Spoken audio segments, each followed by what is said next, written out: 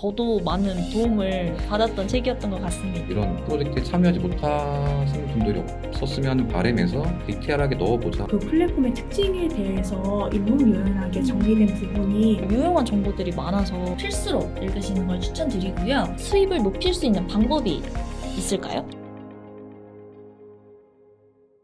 네, 안녕하세요. 데이터 라벨링으로 돈 잘 버는 엔잡러 대기 책 소개에 진행을 맡게 된 교육사업본부 마케터 김세영이라고 합니다. 오늘은 데이터 라벨링으로 돈 잘 버는 엔잡러 대기 책을 소개해 드리려고 하는데요. 데이터 라벨링 입문자 분들이라면 꼭 필수로 읽으시는 걸 추천드리고요. 시급 계산이나 작업 효율성 그리고 여러 플랫폼의 사용 툴 내용들이 들어있기 때문에 수익을 좀 고도화하고 싶으신 숙련된 데이터 라벨러 분들에게도 추천드리는 책입니다. 일단 이 책을 쓰게 되신 두 분을 제가 모셨는데요. 네, 안녕하세요. 안녕하세요. 네, 일단 먼저 간단한 자기소개 부탁드릴게요. 데이터 라벨링으로 돈 잘 버는 엔잡러 되기를 책을 쓴 라벨러 4년차 심정우입니다. 반갑습니다. 네, 반갑습니다. 네, 안녕하세요. 데이터 라벨링으로 돈 잘 버는 엔잡러 되기 책을 쓴 3년차 데이터 라벨러 박은영입니다. 안녕하세요. 네, 반갑습니다. 사실 크라우드웍스 회원님들이라면 좀 데이터 라벨링 전자책은 익숙하셨을 텐데요. 여기 앞에 보시듯이 데이터 라벨링 관련된 실물책은 좀 처음이실 것 같다라는 생각이 들어요. 두 분께 제가 궁금한 점은 이 책을 어떻게 공동으로 집필하게 되셨는지 그 부분이 궁금합니다. 작년 12월 말쯤이었을 텐데 그 시기에 여러 매체를 통해서 데이터 라벨링에 대해 접하고 새롭게 진입하시는 분들이 많이 있었습니다. 그런데 이런 분들이 가장 어려워하시던 게 어떻게 하면 일거리를 구하고 데이터 라벨링 시장이 어떻게 돌아가고 이러한 정보를 얻는 게 아무래도 이곳저곳 산발적으로 터져 있었기 때문에 그런 부분들 좀 어려워하고 계셨습니다. 그래서 이렇게 어려워하시는 입문자분들에게 어떻게 하면은 시행착오를 겪지 않고 데이터 라벨러로 안정적으로 정착할 수 있게 도움을 드릴 수 있을까라고 고민을 하던 차에 마침 민영님께서 함께 책을 써보는 게 어떠냐라고 하셔서 책을 함께 쓰게 되었습니다. 그럼 민영님은 좀 책 쓰는 게 경력이 있으신 건가요? 저는 책을 직접 내본 적은 없고 책 관련된 일들을 조금씩 하고 있었고 그 당시에 데이터 라벨러 분들이 많이 늘어나고 관심을 많이 받게 되면서 데이터 라벨링을 좀 잘 정리한 책이 없을까? 이런 책을 만들면 어떨까를 생각을 하다가 다양한 경험이 있으신 정우님의 경험을 바탕으로 하면 양질의 책이 나오지 않을까라는 생각이 들어서 제안을 해드렸고 그리고 흔쾌히 승낙을 해주셔서 책을 함께 쓰게 되었습니다. 그러면 어떻게 민영님이 또 딱 타이밍 좋게 정우님에게 잘 제안을 드리게 된 것도 있겠네요. 그러면 지금 정우님은 데이터 라벨링 횟수로 4년차라고 하셨고 민영님은 3년차라고 하셨잖아요. 그래서 데이터 라벨링에 대한 경험이 많으실 것 같기도 한데요. 사실은 이런 책을 쓴다는 것 자체가 경험뿐만 아니라 좀 전문성도 있다라는 자신감이 있기 때문에 집필할 수 있지 않았을까라는 생각이 드는데요. 일단은 저희 책에 대해서 본격적인 질문을 들어가기 전에 먼저 두 분의 데이터 라벨링 활동에 대해서 간단하게 몇 가지 질문 드리겠습니다. 일단 먼저 정우님, 많이 참여했던 작업 유형이나 어떤 플랫폼에서 주로 활동하셨는지도 궁금한데요. 그 외에도 선호하시는 작업이 있다면 그것도 같이 알려주세요. 저는 어떤 특정 데이터 라벨링 플랫폼에서만 활동하지 않고요. 워낙 데이터 라벨링 플랫폼이 많기 때문에 모든 플랫폼에서 주로 활동하고 정부 사업이 시작되는 기간에는 여러 기관들에서 활동을 하고 있습니다. 거의 일거리를 좀 찾아다니는 편이라고 생각하시면 되고요. 제가 선호하는 분야는 데이터 비전 분야 쪽을 좀 선호하고 있고요. 그 중에서도 키포인트나 라이다, 큐보이드 같은 분야를 좀 선호합니다. 왜냐하면 제가 작업을 해봤을 때 이런 쪽이 좀 저한테 단가 측면에서 괜찮은 면이 있었고 작업 자체도 좀 저한테는 재밌었기 때문에 이런 쪽을 좀 선호하고 있습니다. 정부 기관 프로젝트 같은 경우는 어디서 구하시는 편이셨는지? 아마 다들 비슷할 것 같은데 저도 일반적인 채용 정보 사이트나 아니면 AI 허브를 통해서 일거리를 구했었습니다. 그렇다면 민영님도 제가 동일한 질문을 드릴게요. 좀 많이 참여했던 작업 유형이나 선호하는 플랫폼 그리고 선호하는 작업 유형 어떤 게 있는지 궁금한데요. 네, 저는 선호하는 프로젝트 같은 경우는 텍스트 관련 것들을 선호를 하고 있고요. 아무래도 제가 글 쓰고 그런 일에 친숙하다 보니까 텍스트 쪽이 친숙하게 느껴지더라고요. 그리고 텍스트 작업을 하다 보면 다양한 정보를 만나다 보니까 제가 모르던 것들도 알게 되는 과정에서 즐거움을 느끼는 것 같아요. 채용 사이트 같은 경우에는 좀 작업 기간이 약간 단발성이 아닐 것 같은데 좀 작업하는 기간이 대체적으로 얼마나 되는 편인가요? 한번 프로젝트에 들어가면 적어도 2달 정도는 넘어가는 것 같아요. 그래서 그 기간 동안은 채우려고 노력을 하고 그러다 보니까 아무래도 플랫폼에 좀 소홀해지는 경향이 있는 것 같아요. 취업 사이트에서 하면 좀 장기 2-3달의 작업이 있어서 그건 또 하나의 장점이 될 수 있을 것 같습니다. 그렇다면 이거는 데이터 라벨러 분들이라면 가장 궁금해 하실 것 같은데요. 두 분의 간단한 수입을 알려주셨으면 좋겠습니다. 먼저. 네, 저는 2022년 기준으로 약 4천만 원 정도의 수입을 얻었고요. 가장 많이 번 달은 12월 달에 약 900만 원 정도의 수입을 올렸습니다. 네. 저는 2022년 기준으로 1,600만 원 정도 벌었고요. 가장 많이 번 달은 작년 12월이었고 900만 원 정도 벌었습니다. 그 중에서 대부분이 텍스트 관련된 프로젝트를 수행하고 받은 금액이었습니다. 두 분 다 12월 달에 가장 많이 버신 거네요. 900만 원 정도. 네. 정우님은 900만 원 어떤 걸로 버셨나요? 저는 라이다 큐보이드 쪽에 비중이 높았었습니다. 확실히 두 분이 좋아하시는 쪽에서 수입이 많이 창출되시는 편인 것 같네요. 여기 책을 보면 정우님은 데이터 라벨링을 본업으로 한다고 나와 계시는데 본업으로 전향하게 된 계기도 궁금하고요. 본업으로 전향하겠다고 좀 결심한 것 자체가 데이터 라벨링이 전만성이 있다라고 생각도 하셨을 것 같은데 데이터 라벨링에 대한 전만성도 어떻게 생각하시는지 궁금합니다. 저도 처음에는 한 1년 정도 부업으로 작업을 진행했었는데요. 작업을 진행하다 보니까 제 적성에도 잘 맞고 수입적인 면도 어느 정도 괜찮았던 것 같아서 이걸 한번 제대로 해보자라고 생각하고 전업으로 전향을 했습니다. 전업으로서의 전망을 좀 조심스럽게 예측하기는 좀 어렵고요. 사실 요즘 인공지능 시장이 너무 급변하고 있기 때문에 그런 부분에서 전망이라기보다는 저는 이 데이터 라벨링을 제가 물론 전업으로 하고 있지만 부업으로 추천을 드리고요. 만약에 전업으로 하시고 싶다면 이게 프리랜서라는 점을 좀 명확히 이해하시고 단순히 일거리를 찾는 걸 넘어서 이런 시장의 분석이나 전체적인 흐름을 좀 보실 수 있는 혹은 찾을 수 있는 이런 노력이 좀 필요하다고 생각을 합니다.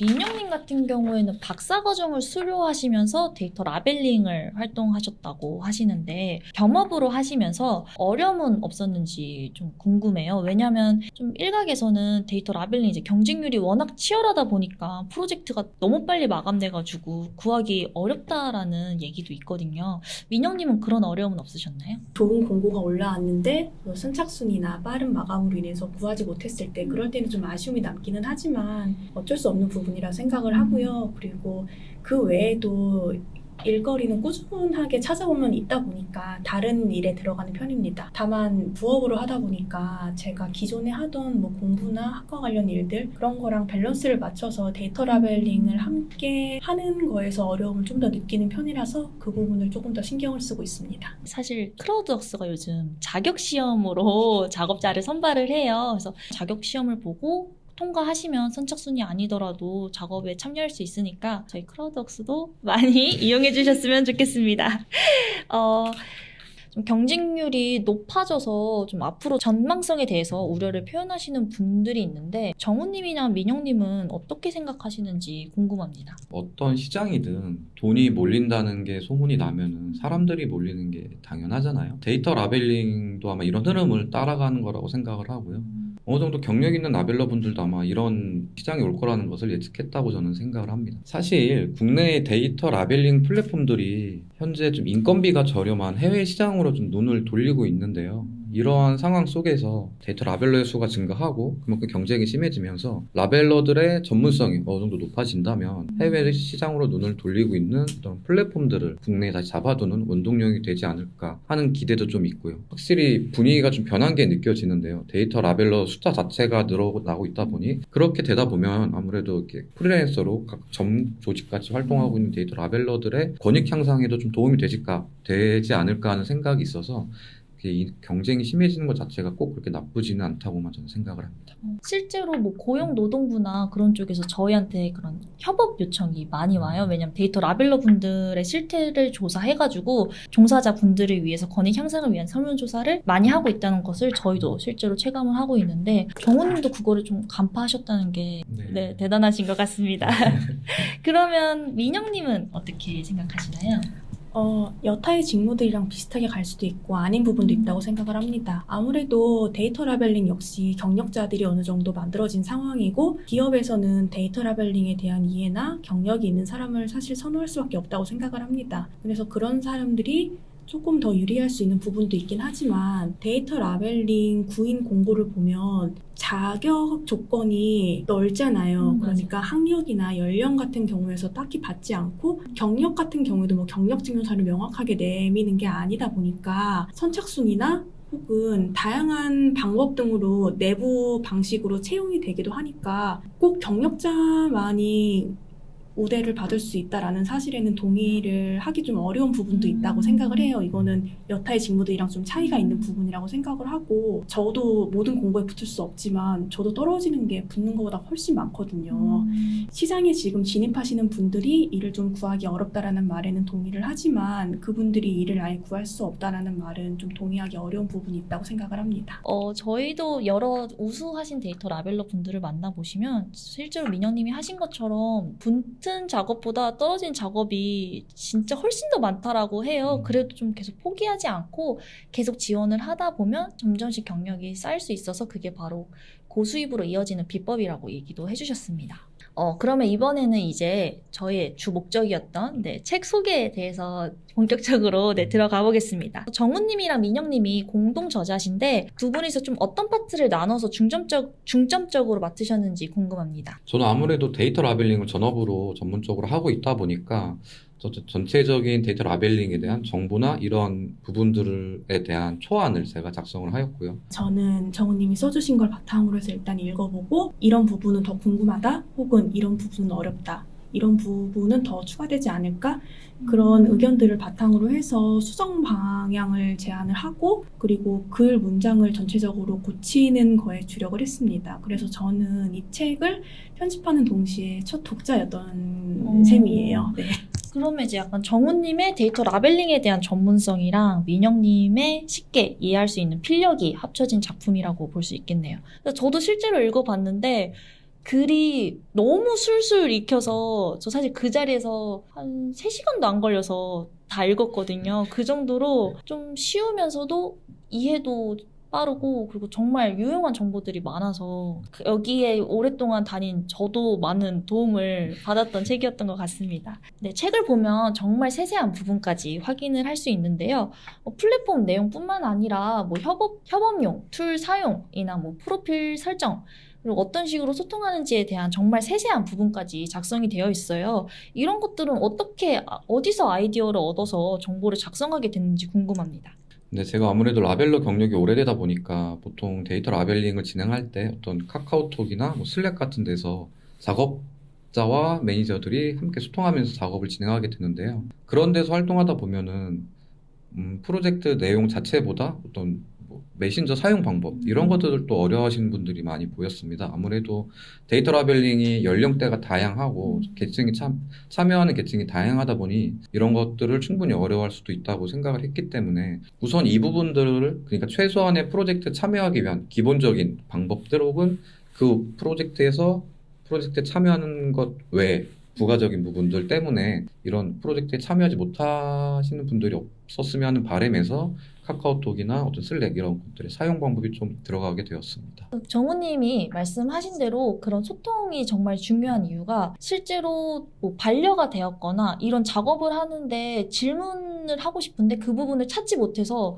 그냥 포기하시는 분들이 있거든요. 그래서 아무래도 그런 부분을 알게 되면 조금 더 모르시는 분들에게는 진입장벽이 낮아져서 더 퀄리티가 높은 작업을 할 수 있게 되지 않을까라는 생각이 듭니다. 방금 말씀해 주셨던 것처럼 정말 이 책에는 기본적인 정보도 다 들어있어가지고 이 부분을 확인할 수 있고요. 그리고 여러 플랫폼의 저작 도구 내용이나 프로젝트 작업 화면들도 확인을 할 수가 있어요. 그런데 사실 데이터 라벨러로 활동하셨다면 보안상 그 작업 화면을 캡처하면 안 된다는 거를 좀 기본적으로 다 알고 계실 것 같은데 이런 자료들은 어떻게 구하셨고 또 자문을 구하는데 특별한 어려움은 없으셨는지 궁금합니다. 사실 이 책을 가장 처음에 집필 하려고 했을 때 중점적으로 들어가는 부분이 여러 플랫폼들의 어떤 저작 도구 사용 방법이었습니다.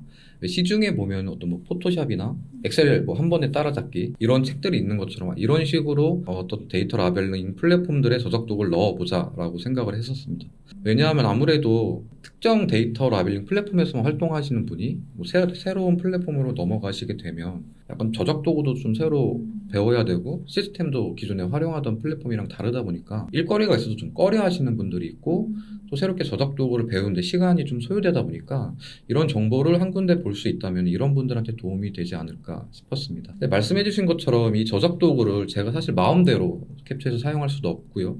그리고 또 제가 그 당시에 당장 뭐 특정 플랫폼마다 모두 접속할 수 있는 어떤 프로젝트가 있었던 것도 아니기 때문에 이 부분 어떻게 할까 고민을 하다가 일단 한번 이런 책을 쓰려고 하는데 이런 저작 도구를 쓰거나 어떤 자문을 해줄 수 있냐라는 식으로 각 데이터 라벨링 플랫폼마다 자문 요청을 했었습니다. 그 자문 요청을 했을 때 거의 대부분 플랫폼에서는 되게 감사하게도 긍정적으로 답변을 주셨고 특정 플랫폼 예를 들어서 크라우드워스 같은 플랫폼들에서는 저희 책 집필을 위해서 프로젝트를 새로 열어주기도 하는데 이렇게 적극적으로 도와주셨기 때문에 다양한 플랫폼의 정보가 책 한 권에 모두 들어갈 수 있었다고 저는 생각을 합니다. 자문 요청을 드렸을 때 방문을 했던 기업들마다 다 너무 호의적이셨고 그리고 최대한 많은 자료를 제공해 주시고 편의를 봐주시려고 노력해 주셔서 정말 감사할 때가 많았고요. 매번 저희 예상보다 훨씬 더 많은 시간을 저희에게 할애를 해 주셔서 그러한 많은 도움이 있었기 때문에 괜찮은 책이 나오지 않았을까라는 생각을 해봅니다. 저도 그때 정우님이랑 민영님이 그 자문 메일이 왔던 게 기억이 나는데요. 사실 저희 그 보면서 다 같이 이 부분 우리가 진짜 알려주고 싶었던 부분인데 이러면서 저희는 실제로 자문 오시기 전에 진짜 최대한 많이 알려드리려고 진짜 많이 조사하고 저희도 같이 여러 가지 자료를 진짜 많이 찾아서 봤던 것 같아요. 근데 이제 왜냐면 이렇게 다른 플랫폼에서 일해서 데이터 라벨러 분들이 전체적으로 수입이 높아지는 거는 저희도 정말 좋은 입장이기 때문에 그래서 다른 플랫폼들도 열린 마음으로 도와주신 게 아닐까 싶습니다. 그럼 일단 책을 보면 목차가 8장으로 구성이 되어 있어요. 그 중에서 정우님과 민영님이 가장 선호하는 아니면 가장 추천하고 싶은 목차가 어떤 건지 궁금합니다. 네, 저 같은 경우에는 4장의 이론편입니다. 이게 사실 작성하는 게 가장 까다로웠던 부분인데요. 아무래도 실전편 같은 경우에는 그냥 실제로 저작도 같은 걸 캡처하거나 뭐 사진, 이미지들은 사용해서 어떤 방식으로 하면 된다라고 알려줄 수 있지만 이론편 같은 경우에는 정말 제가 해왔던 것들 그러니까 작업을 하면서 자연스럽게 너무나 자연스럽게 해서 과연 이게 다른 사람들한테 도움이 될까? 혹은 너무 일반적인 내용은 아닐까라는 부분들을 고민을 정말 많이 했습니다. 그래서 어떤 부분을 놓고 이걸 어떻게 과연 사람들이 따라해야 할 만한 어떤 따라하고 싶다고 느낄 만큼의 그런 내용이 될 수 있을지가 좀 고민을 많이 했던 부분이고요.